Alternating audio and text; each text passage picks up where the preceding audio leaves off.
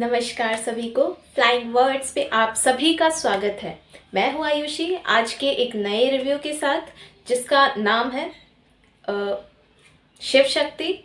ये जो बुक है ये अनीता रजनी द्वारा लिखी गई है और इसका ईयर ऑफ पब्लिकेशन है 2021। तो आप सभी नाम से समझ ही गए होंगे, शिव शक्ति यानी शिव और शक्ति के मिलन से जो रूप बना है उसे हम शिव शक्ति नाम देते हैं।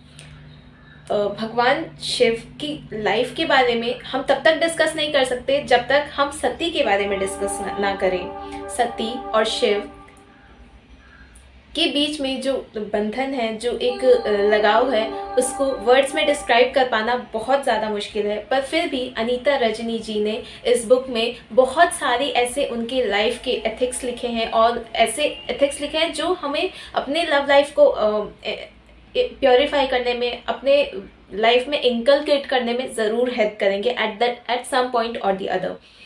सो इस बुक में ऐसी ऐसी चीज़ें बताई गई हैं जैसे कि डिवाइन फेमिनिन, डिवाइन मैस्कुलिन, और उन सब की में छिपी हुई एक अलग सी रोशनी, एक अलग सी आभा जो हर एक को अपनी ओर आकर्षित करती है। और ये जो बुक है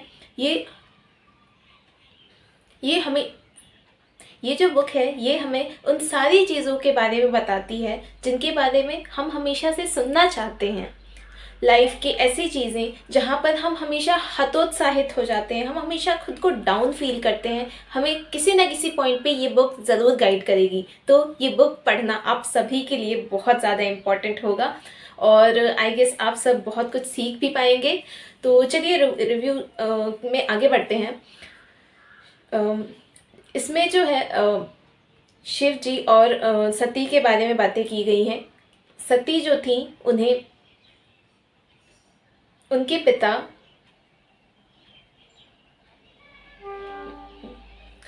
सती जो थी एक बहुत ब्यूटीफुल और बहुत सुंदर लेडी थी, जिनके पास वो सारी प्रतिभा थी जो कि एक अच्छी लेडी में होनी चाहिए।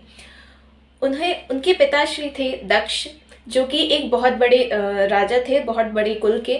पर उनके साथ वक्त के साथ इन सती को शिव जी के लिए बहुत ज़्यादा अट्रैक्शन फील हुई, जिसकी वजह से उन्होंने बाद में चलकर उनसे शादी करने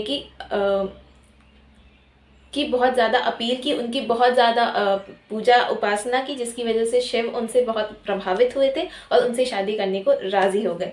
पर ये जो निर्णय था ये दक्ष को पसंद नहीं आया, क्योंकि उन्हें लगता था कि शिव जो है वो पार्वती के या फिर वो सती के एक सटीक वर नहीं है, क्योंकि उनमें बहुत सारी ऐसी खामियां उन्हें दिखी थी और जो कि उन्हें एक परफेक्ट हस्बैंड बनने से थोड़ा सा दूर लगती थी उन्हें। इस वजह से दक्ष को ये निर्णय पसंद नहीं आया, पर फिर भी सती ने उनसे विवाह किया। आगे चलकर एक बार ये होता है कि दक्ष के यहाँ एक बहुत बड़ी यज्ञ होने लगता है, पर उसमें उन्होंने शिव जी और उनकी पत्नी सती को, अपनी बेटी को नहीं बुलाया। ये चीज़ जो है सती को बहुत बुरी लगती है। इसकी वजह से वो जाती हैं गुस्से में अपने पिता के पास, और वहीं पे उनके पिता भी उनकी बहुत पूरी सभा में बहुत बेइज्जती करते हैं कि उनके पति भी एक सही इंसान नहीं है, जो कि हमेशा भूत प्रेत वगैरह के साथ रहते हैं, कभी भी एक आम इंसान की तरह नहीं रह पाते, या फिर ये सारी चीज़ें जो है सती को बिल्कुल भी पसंद नहीं आई। उन्हें अपने पति के विरुद्ध कुछ भी सुनना पसंद नहीं था, उन्हें इतना लगाव था उनसे। उन्होंने उसी वक्त अग्नि में कूद गई वो, और ये बात जब शिवजी को पता चली तो फिर वो वहाँ पे आए और उन्होंने उनको उठा के और पूरे ब्रह्मांड में हर जगह बिखेर दिया, जिसकी वजह से हमें बहुत सारे 12 जगहों पे वो बिखर गए, जो कि आज भी मौजूद हैं। पर आगे चलकर जब फिर से पुनर्जन्म हुआ सती का, उस वक्त वो पार्वती बन के पैदा हुई। फिर से उन्होंने तपस्या की, घोर तप किया, बहुत सारे ऐसे काम किए जिनकी वजह से शिव उनसे प्रभावित हुए और उनसे विवाह करने के लिए राज़ी हो गए। इस बार जो है उनकी शादी बहुत सक्सेसफुल हुई और उन्होंने हमेशा एक दूसरे का साथ प्राप्त किया। हर मोड़ पे, हर एक पॉइंट पे उन्होंने एक दूसरे का साथ दिया। ये ऐसी ऐसी चीज़ों के बारे में बातें करती हैं जहाँ जो हम नॉर्मल लाइफ में देख नहीं पाते। आजकल के युग में जब आप देखेंगे तो मोस्टली लोग लड़ाई झगड़े या फिर छोटी छोटी चीज़ों को लेके पॉइंट आउट करने लगते हैं, रिलेशनशिप्स के मीनिंग को बहुत अच्छे से नहीं समझते हैं और किसी ना किसी पॉइंट पे एक दूसरे पे गुस्सा होते हैं। पर शिव और शक्ति की ये जो स्टोरी है, इसमें ये चीज़ें हाईलाइट की गई हैं कि आप एक रिलेशनशिप को कितनी ब्यूटीफुली निभा सकते हैं, कितनी खूबसूरती से उसके हर एक पहलू को जी सकते हैं। किसी न किसी पॉइंट पे अगर आप लो फील करें तो आप उनके सहयोग से एक बॉन्डिंग अपनी सही बना सकते हैं, और अगर वो लो फील करें तो आप दोनों मिलकर अपने प्रॉब्लम्स से जूझ सकते हैं। किस तरह एक सक्सेसफुल लाइफ जो है वो आप जी सकते हैं। परफेक्शन किसी में भी नहीं होती, पर फिर भी आप जो अपने पार्टनर में जो फ्लॉज हैं उन सब को भी एक साथ लेके चलें और हमेशा प्रॉब्लम्स को फाइट करते रहें, एक दूसरे के साथ खुश रहें। बस यही चीज़ें हैं जो हमें इस बुक में सिखाई गई हैं। और भी ऐसे इंस्टेंसेस हैं जैसे कि राधा, उन्हें भी कृष्णा जी के साथ विवाह करने का मौका प्राप्त नहीं हुआ। रुक्मिणी से उनका विवाह हुआ था, जिसकी वजह से उन्हें भी बहुत ज़्यादा दुख हुआ था। पर उन्हें जब कृष्णा जी इस बात को अच्छे से समझाते हैं कि ये बातें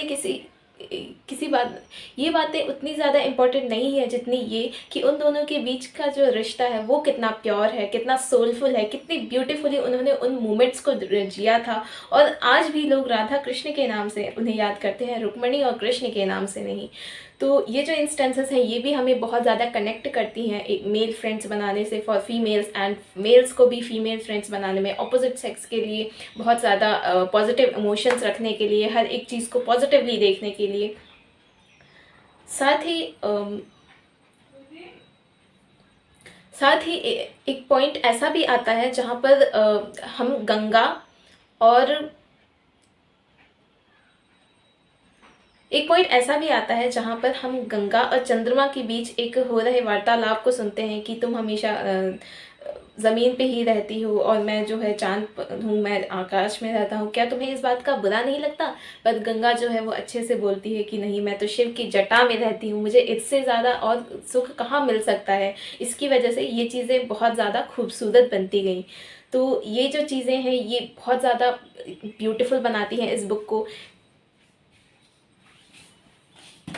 और इस बुक में अनीता रजनी मैम ने बहुत सारे, इसका जो कवर है इसे भी देखिए, बहुत खूबसूरती से डिस्क्राइब किया गया है और फिर ये बहुत बहुत सुंदर बनाया गया है। इसमें लिखे हर एक चैप्टर से पहले एक एक कोड दी गई है जो कि आपको किसी न किसी पॉइंट पे यूज़फुल लगेगी। लिखने का स्टाइल बहुत सुंदर है, बहुत ईजी टू अंडरस्टैंड है, बहुत डीप मीनिंग्स है वर्ड्स के, और एक ना एक पॉइंट पे आपको ये रियलाइज़ होता है कि ये ऐसी चीज़ें हैं जो कि एक पॉइंट पे मिसिंग है हमारी लाइफ में, हमें जिन्हें अच्छे से समझना चाहिए और यूज़ करना चाहिए अपनी लाइफ में। तो ये जो बुक है ये हमें एक सही राह दिखाती है, एक सही पॉइंट पे लाकर खड़ा करती है, बहुत सारे कंक्लूजन्स देती है हमारी लाइफ के लिए। ऐसे लोग जिन्हें अपने रिलेशनशिप से बहुत सारी प्रॉब्लम्स वगैरह होती हैं उनके लिए ये बुक एक बून है, बिकॉज इसमें वो सारे सॉल्यूशंस हैं आपके प्रॉब्लम्स के या फिर आपके पास जो डाउट्स होते हैं उनके, जो कि आप एक्सपेक्ट करेंगे किसी अच्छे बुक को पढ़ने के लिए।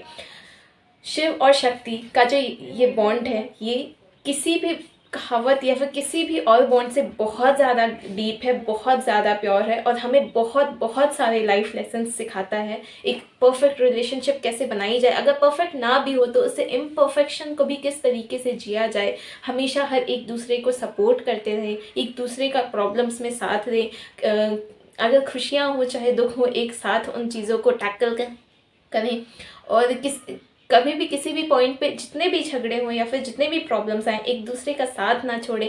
ये जो चीज़ें हैं ये हमें किसी और स्टोरी बुक में इतनी खूबसूरती से नहीं बताई जाती हैं। हमने हीर रांझा की स्टोरी सुनी होगी और भी कितने सारे ऐसे लोगों की सुनी है,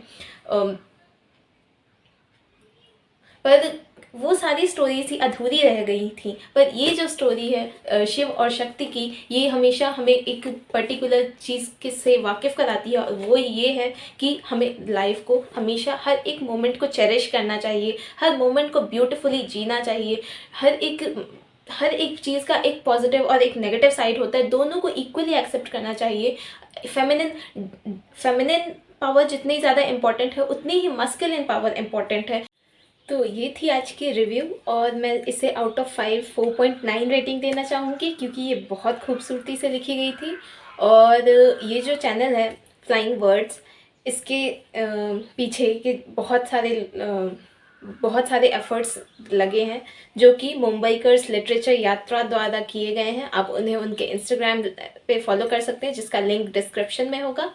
और मैं हूँ आयुषी, मुझे आप इंस्टाग्राम पे फॉलो कर सकते हैं, रीड विद आयुषी।